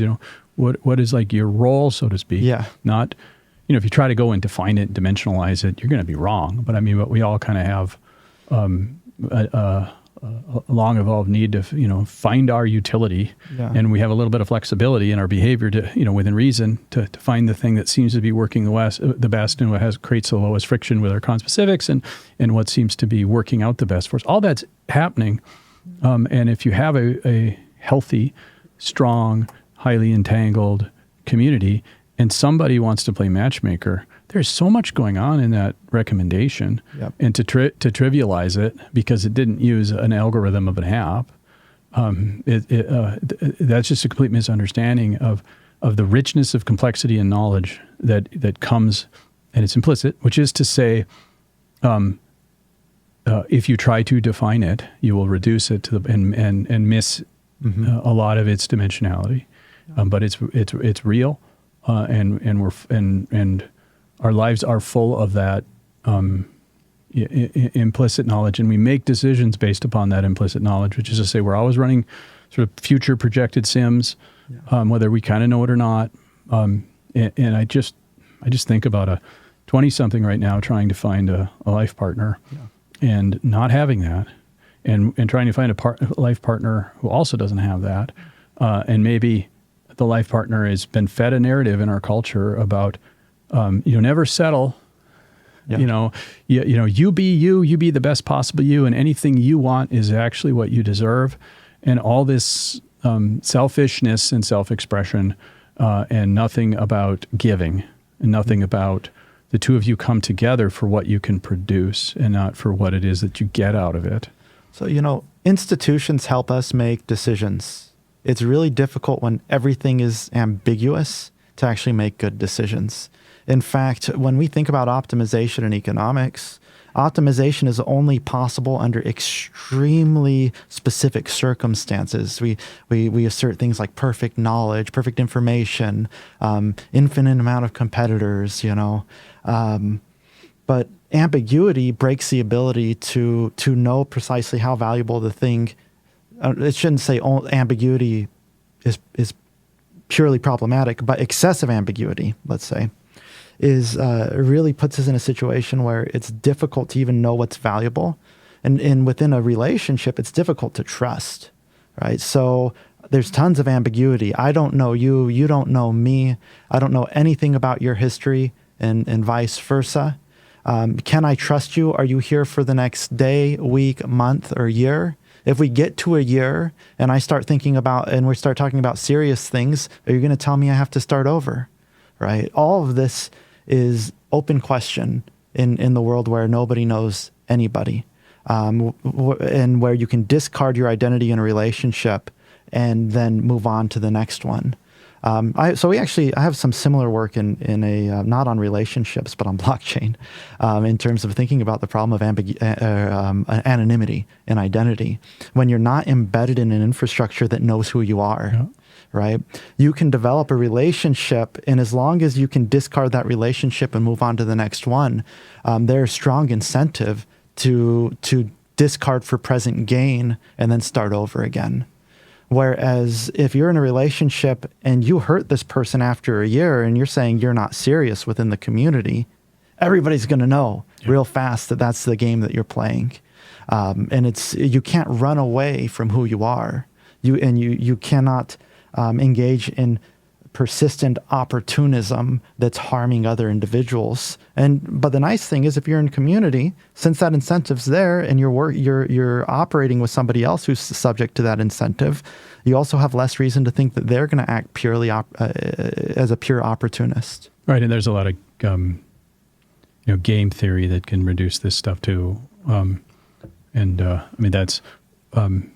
I like game theory, but at the same time, every time I hear somebody talk about game theory, I always think of it as a dangerous reduction of value, because you're turning into something at least you can model. But the having a trusted relationship, it isn't just like we spend time together. It's also the term personality. So one of the things I study is personality psychology, and personality is sort of a narrative that you build up over time to predict the behavior of your conspecifics, which is to say your fellow species. And it appears to be this bidirectional thing, which is the more time we spend together, the more I'm developing at least an implicit pattern for how you act. Mm-hmm. And at the same time, to an extent, you're concretizing how you act. Sometimes how you act with me, which can be, how you act with your spouse and how you act with other people. We develop these sort of slight tailoring of our personalities for individuals that we know. Mm-hmm. But it's this mutually beneficial thing of establishing of reducing that ambiguity, mm-hmm. of establishing a predictive pattern. So I know how you're going to act. I know how. And I'm going to act according to how you think I'm going to act, mm-hmm. to some extent, the more we work together in a trusted way. And so you can now focus cognitively on the other things that are ambiguous in the world, and you and I can trust each other. So we can actually reduce ourselves to, that's an ally. That's somebody that's in the group. And I no longer have to be vigilant to all your little things and thinking about your motives, because we've spent enough time and we've established that mutual predictive models of each other, so that we can pay attention to other stuff that matters. And if you can do that to a larger and larger group, and it works, which is the high trust society where everybody mm-hmm. follows the same narrative. It seems to be like one of the benefits of the Abrahamic religions that were evangelizing, that were viral, like Christianity, is it resulted in this at least baseline shared narrative that helped, that this sort of sped up and scaled and lubricated and made it easier to get to where I can trust you. Mm-hmm. And so we got into these larger and larger high trust societies, and economic activity became a thing that was much more likely. I scratch my back, you scratch, in synergy, and less, fighting over scarcity and that sort of thing. Yeah. And I worry that we're in a high fructose corn syrup surplus world. But if we're becoming more and more atomistic, and we're becoming more and more Machiavellian, more and more sort of bereft of those social ties, what's the aggregate effect of all of us as agents making decisions? And how do we predict that? Mm-hmm. And what can we do to try to bring in more communion with the agency to have things more in balance? Otherwise, it sure seems to me that flourishing is not the end result of a bunch of Machiavellian agents. Well, I think your last question allows us to invert the approach. so that we can ask with a community, one, how are non-members treated in the community? There are members and there are non-members. And two, is there a pathway to citizenship or group membership? And you think about the Abrahamic religion specifically, even in Judaism, there is a pathway to citizenship. You can become Jewish. It's Christianity developed in such a way that that obviously it's much more open and very more, I would say, quickly integrating. I don't want to. It's an express lane. Universal. Yeah. It's a little harder to become Jewish, I think, than but you can. Yep. There is a pathway. And so we can say the same thing about community, because if we don't have pathways to membership, then our communities are going to die. If we don't have pathways to integrate that diversity, new members who can bring new things that can vivify the community, then I think the community may end up in trouble. Now, the danger and the reason why communities tend to be closed is that new ideas can be dangerous. New members can be opportunistic. And so there has to be a vesting process, right? Again, and the other question I started with is, how do you treat non-members? And again, in the Abrahamic religion, you actually treat non-members well. Non-members have a kind of legal status, and they're supposed to be treated well. There's supposed to be hospitality. You're supposed to care for them. You're supposed to not mistreat them.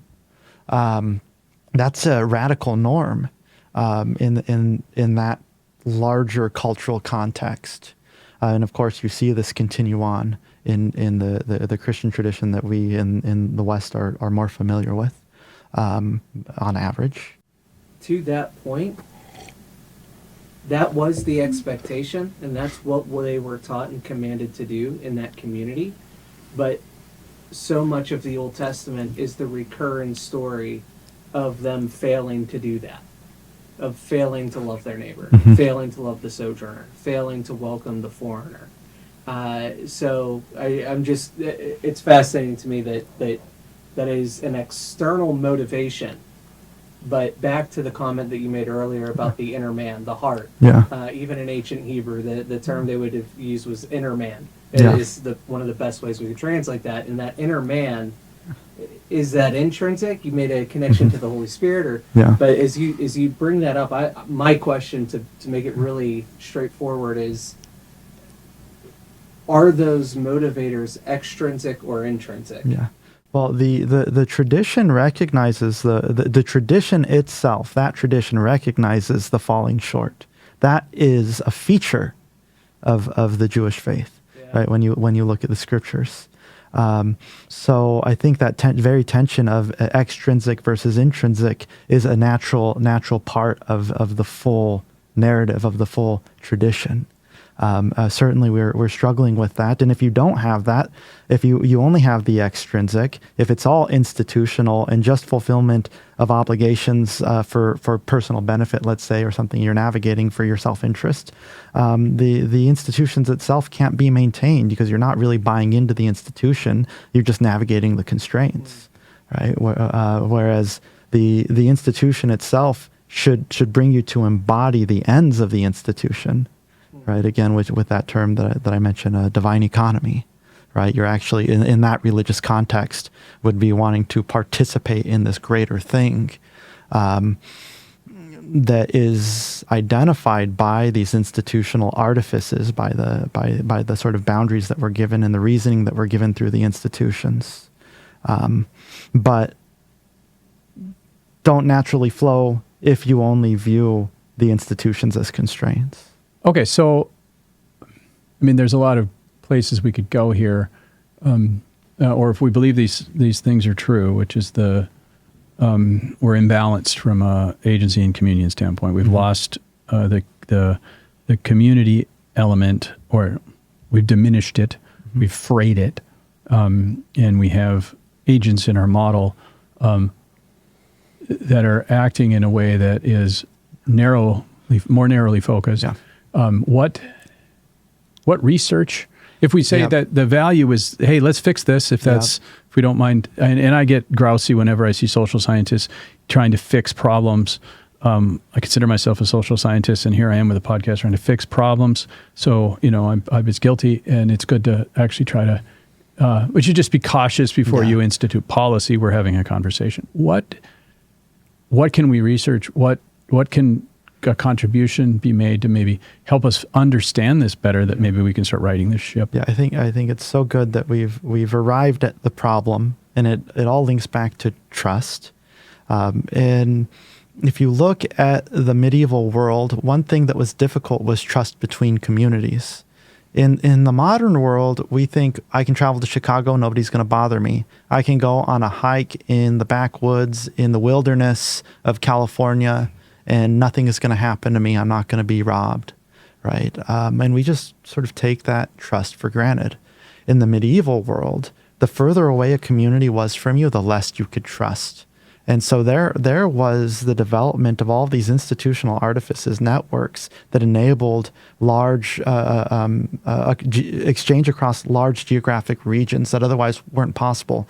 Various kinds of cooperations across large geographic regions that would not be possible without, say, guilds that were participating in this, financiers that created these networks, that had their sons go to various countries in order to enable international finance in Europe, because there was no trust. You trusted within the community, and maybe there was some trust in networks with the elites in the community, but that's where we have to start from. So the rulers in my community, this lord knows some other networks of lords in the region.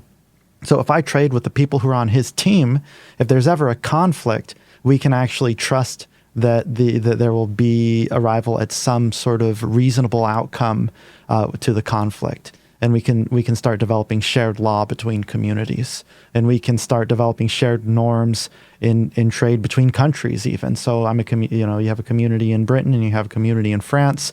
We want to make sure that if I am a merchant and I take my goods from Britain to France, or I take somebody else's goods, but I take goods from the community in Britain to this community in France, that if there's a disagreement, I'm going to be treated well in the eyes of those who decide the disagreement.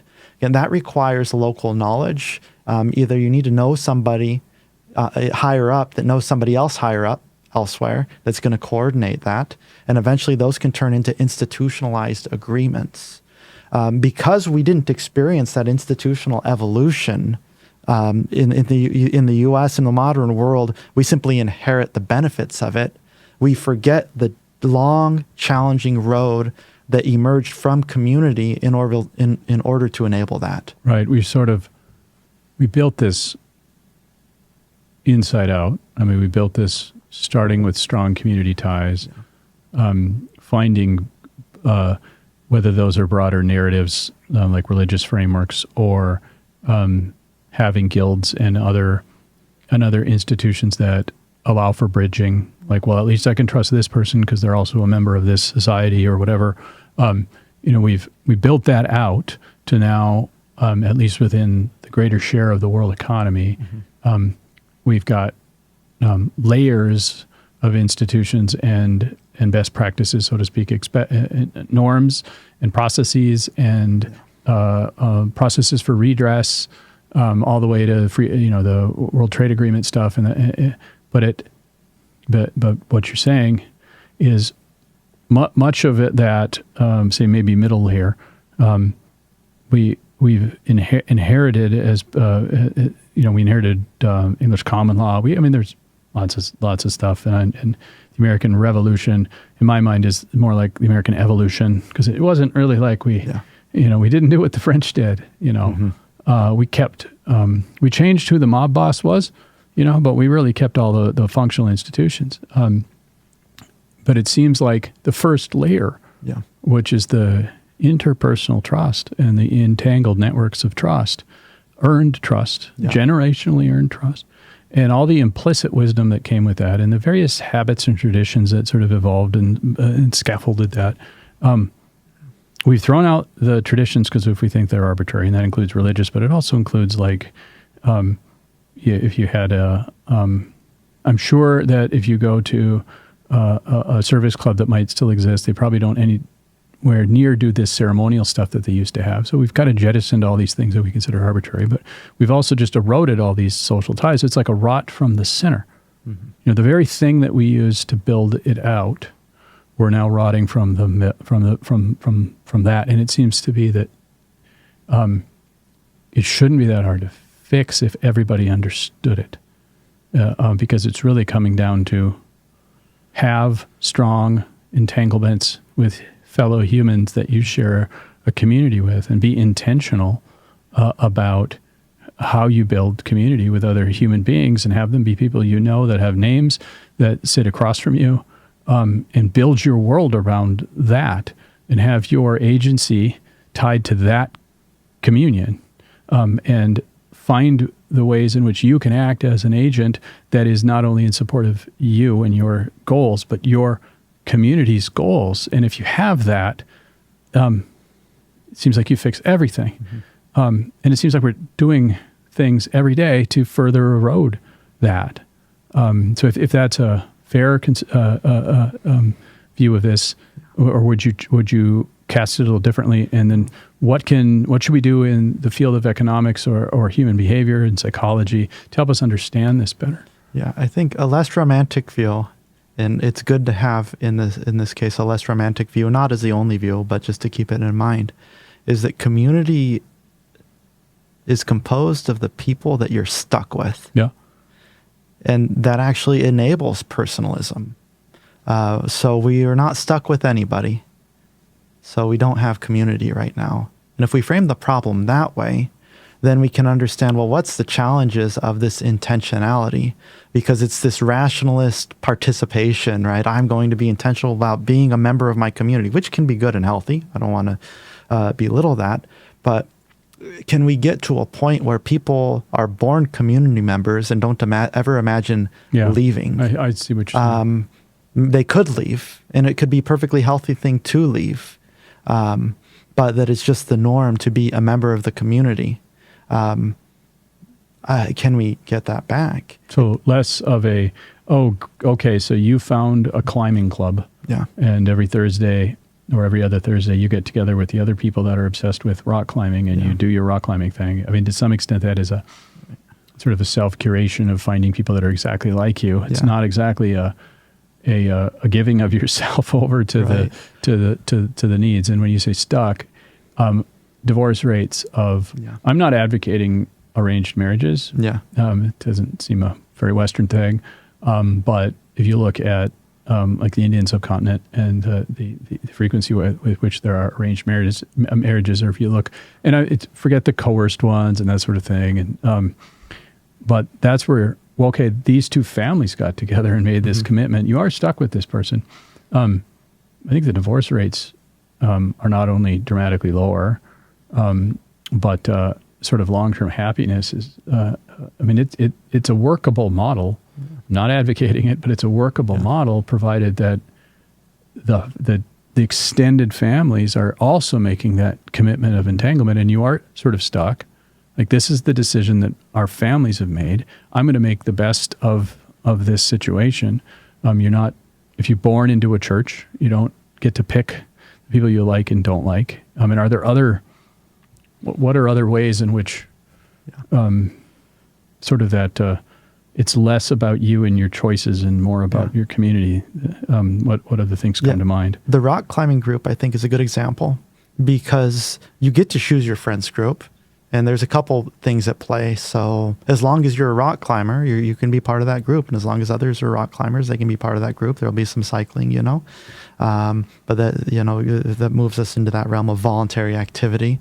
But it's so limited, right? Because when I say community, I mean not only your group of people that you're hanging out with. Let's say maybe it's 6 people, maybe it's 15, 20 people, depending on whether you're an introvert, extrovert, so on. But beyond that, the context isn't common.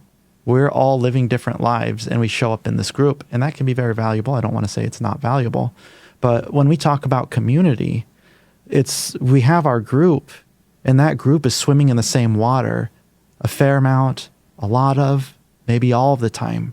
When I say water, I mean the same social waters, right? The same larger social group that I'm calling community here.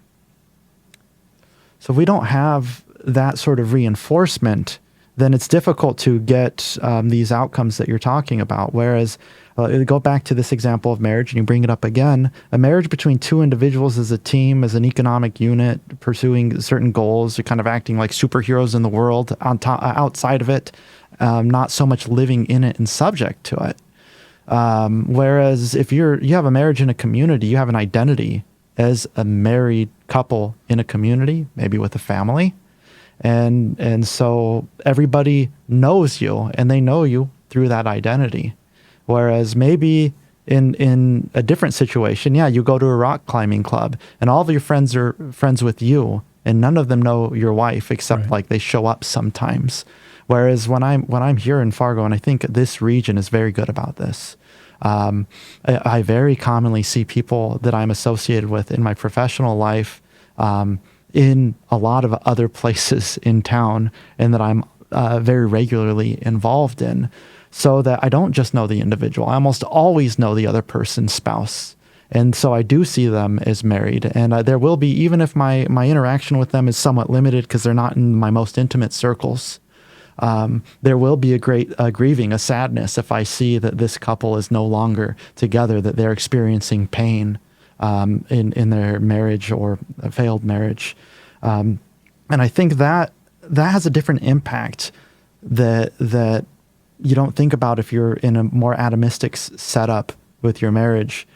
You're constantly, maybe it's simply that having to do that public dance, have that public participation, so that like you don't, let's just say in very simplistic terms, economic terms, in terms of incentives, you don't want to start a civil war in town with a divorce, right? Because you've been around people like that. You've seen that. If you have a marriage that's sort of the center of a group and suddenly there's a splintering, it can have major impacts echoing across town, echoing across your community, your family. And we don't want that. Now that means, right, I'm not advocating for unhappy marriages, but certainly there's an incentive to do your best to make it work. Right. Don't think in these larger contexts. It shouldn't be just the same narrative we use around endless self-expression.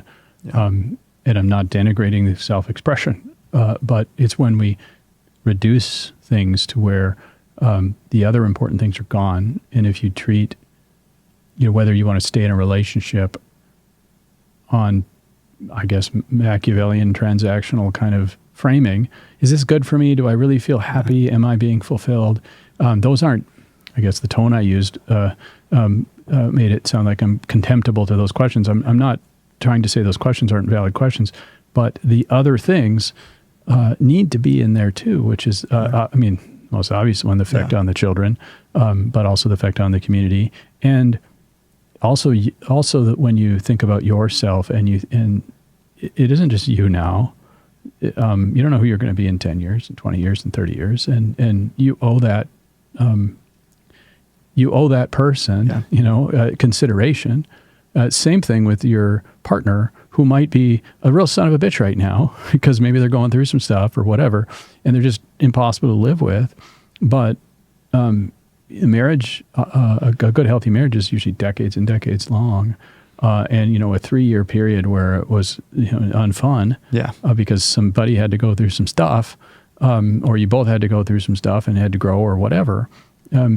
You factor in the time scale element and the community broadly, but also the community, including you, extending into the future, and that whole thing should be part of the sort of gestalt about whether it plus you make a commitment, and what does it mean to make a commitment. And what do commitments even mean? What does a vow even mean? And if we treat something like a vow, if we rob it of its actual sort of sacredness, spiritual meaning, the depth that used to have, and turn it into something no more or no less than, a car loan. Well, what the hell is that?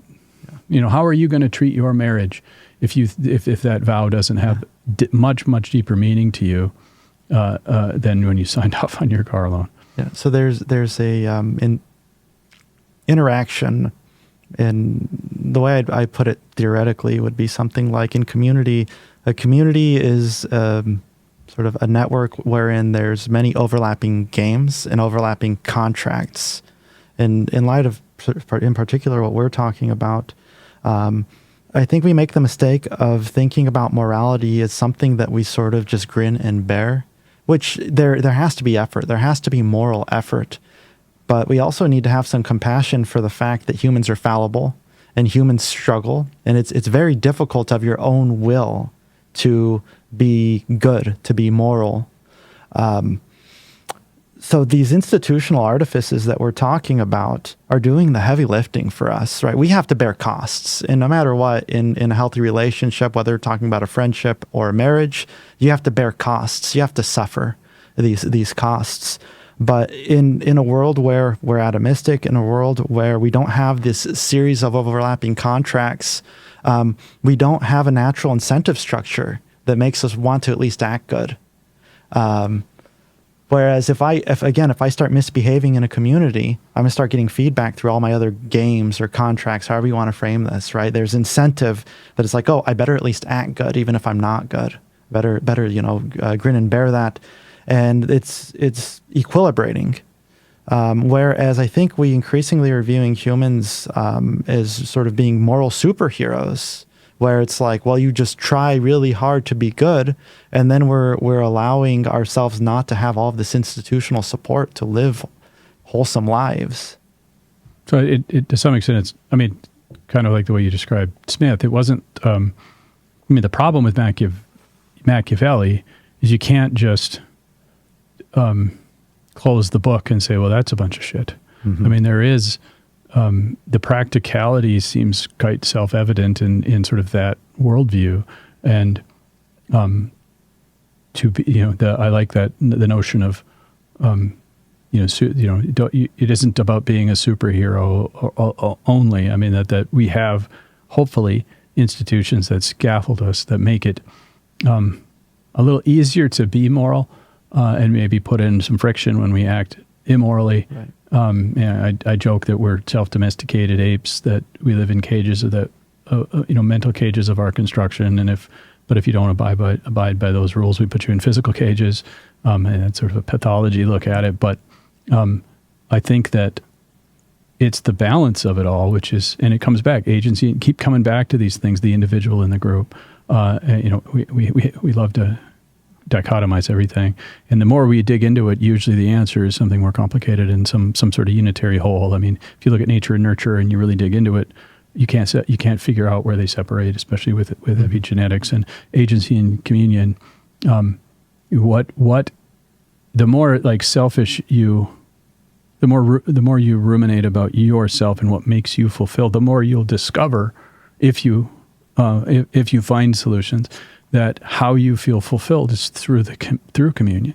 But if you don't have agency, if it's not an act of will on your part and a choice, that you bear the burden of that choice, it isn't as fulfilling. So you don't just blindly. It's not an Ayn Rand solution of chasing your selfish desires and everything is rational, and it's not a Marx solution of the state should create, the group should create everything for you and utopia will somehow emerge. It's a dynamic interplay between the two. And it starts with your local humans that you interact with. And it seems like we've really, lost that deep understanding. And it doesn't seem that hard. It doesn't seem that hard to grasp. Maybe it's very hard to replace the apps, replace some of the processes, and create those things where you're stuck with it. You still have to interact with these humans because we have so many other options. Are there other what do you feel? Are there any areas that we've sort of missed in this conversation? As an economist, it's this question as to whether or not we are economizing on our submission to rules, or in other words, do we think about rules and like marginal? We think about marginal utility. The more we commit to it, the less utility we get out of it. And there's some point at which the cost of submitting to the rule it makes it such that you'll just deviate entirely. Again, understanding how incentives can reinforce morality is good. So you need to understand that there's some element of humans where they are economic agents thinking in terms of the cost of submitting to a rule, but at the same time, we have this problem in a society that has to struggle with the problem, with the challenge of relativism, with the challenge of Marx and Kant and Marx and Nietzsche and Foucault. We actually have to deal with those problems. And one way to deal with it is to say, well, I value what I value, and that's sufficient.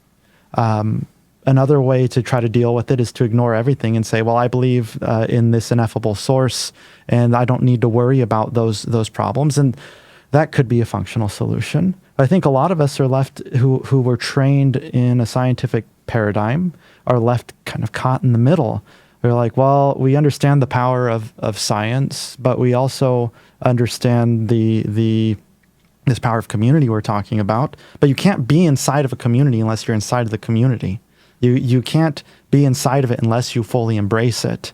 If you are purely instrumental, it shows up in your actions, it shows up in your speech, and close observers will know that you've got some sheep's clothing on. It's not enough to know what its value. It has to be embraced and fully accepted. Yeah. Because you're the one doing that acceptance. You're the one committing to the community. You're the one committing to the faith. Right. You're the one committing to something that is transcendent beyond self. And simply knowing that would be a good thing to do is not the same thing as the actual doing of it. And you damn well know when you're doing it. Yeah. You damn well know when because it involves a burden. It involves a cost. And I mean, even the act of love, the choice to love anything, including yourself, carries the burden of all the pain of that loss of that love. Yeah. And to fully embrace it is to also know all the vulnerability that immediately comes with that love, that can come from the removal of that love.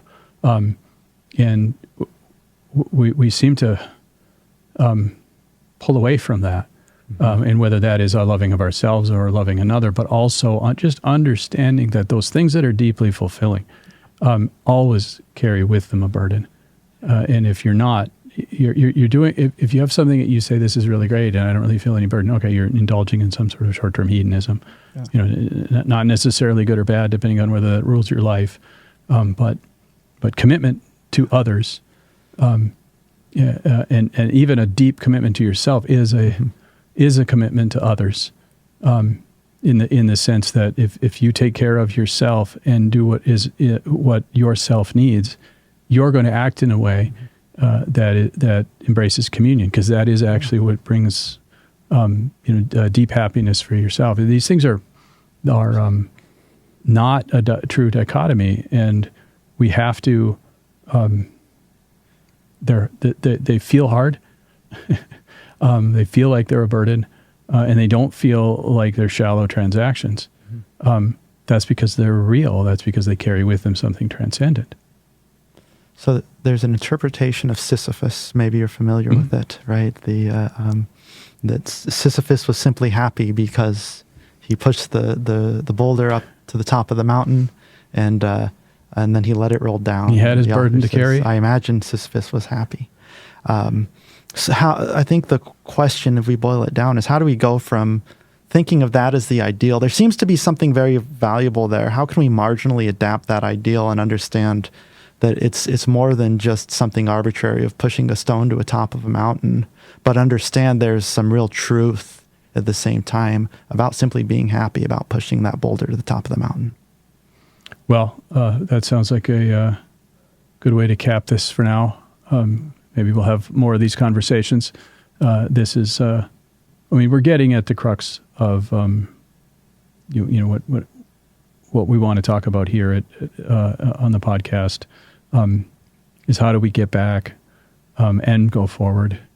How do we recognize what we've lost and either recreate it, bring back what can be brought back, create a new something that serves that same function. And agency versus community and recognizing for flourishing, whether that is GDP, or happiness, long-term fulfilled happiness, comes from agents working on behalf of the community they're part of, and whether that is in an economic model or whether that's in a binding narrative of a social contract, it's certainly something that we should strive for. Any other takeaways for listeners today?